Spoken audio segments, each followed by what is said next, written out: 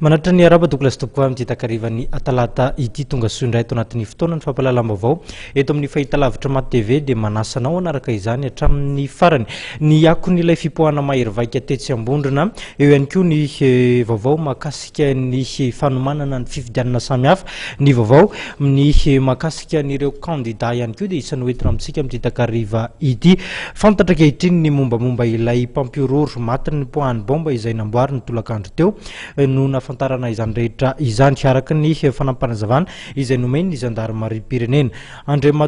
Ramanandraisoa Andriamalala io no anaran'ity lehilahy maty tamin'ny fomba mampihorokoditra ity andao rahantsika ny fanadidina miompana amin'izay.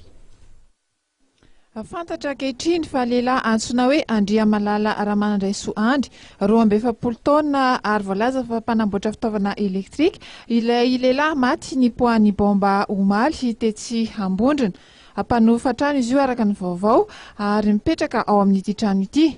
Raha ny fanazavana nomen'ireo olona manodidina azy ihany dia tsy miresaka firy amin'ny olona izy ary misy mihitsy no milaza fa dia tsy nahita azy teny an-toerana.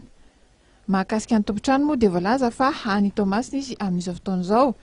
Fantatra ihany koa fa tamin'ny fotoana nipoahan'ny ity bomba omaly tetsy Ambondrona ity dia mbola nisy ny antso ny findain'ilay lehilahy ahina ho mpanamboatra izany bomba izany mbola eo ampamantarana ny mety ifandraisany na tsy amin'ny zavantranga nefa izay antso izay araka ny fantatra.